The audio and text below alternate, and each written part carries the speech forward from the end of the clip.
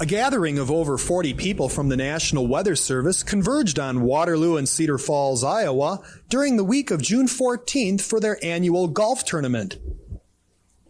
The first day of competition was at Pheasant Ridge in Cedar Falls, and looming large over us forecasters was the threat of severe storms. Ralph Robb, official in charge of the National Weather Service in Waterloo, gives insight into the potential for nasty weather. They're forecasting a high risk of severe storms through a large part of Iowa and Nebraska, Kansas, northern Missouri, South Dakota, and southwest Minnesota.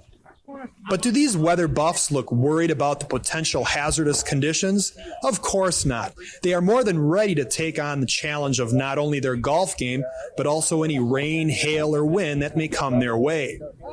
One golfer did, however, offer some apprehension about encountering the possible less than ideal conditions.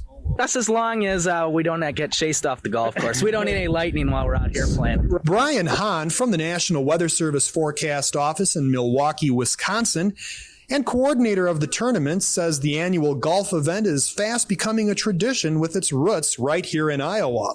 This is something that started back in 1986 as just a kind of a get-together for weather forecasters and weather people in the National Weather Service in general.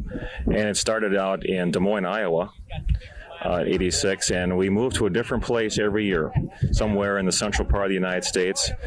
And it's either a 3 or 4 day event, depending on the location, and either 1 or 2 golf courses we use at a particular site. The golf takes on 2 forms of competition. The first 2 days are what they call scrambles. And a scramble is a team event where each group uses the best shot on a particular hole. If 4 people hit a drive, you move your ball to the best position on that drive, and the same thing through the green on every hole. And then after that, the last 2 days are individual competition, and then there's an awards luncheon the final day at the hotel. Case histories of this tournament indicate that adverse weather has a way of showing up just when the golfers are about to tee it up. We had bad luck here a few years ago in Madison, Wisconsin. We got rained out a whole day one time. And also, I attended there's also a national tournament that was held one year in Phoenix, Arizona, in a very unlikely place to get rained out one day, any day there. But we got rained out one day in Phoenix, Arizona, several years ago. Of course, the golfers want to get their round in, but are also quite aware of the need for rain here in Iowa. Actually, we wanted the rain because the turf out there was getting kind of tough, and guys were a little leery to take full swings, so it's working out good.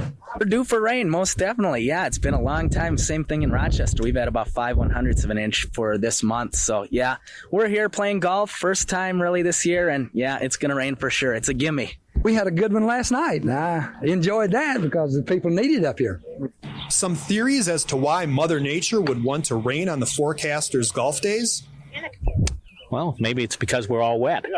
Well, I would assume that a lot of people might think this is sweet justice. Other than that, just a strange coincidence, I think. Along with the fun and enjoyment of the event, they're here to play some serious golf as well. I've been to the strengthening doctor, and I got my own strength expert. He works for the Cubs. We're going to tear him up today. I'm ready. And wouldn't you know it, today's round was interrupted by a thunderstorm with, ironically enough, nearly golf ball size hail. So if your drought-stricken town is in need of some rain, why not call on the National Weather Service to bring their tournament to your local course?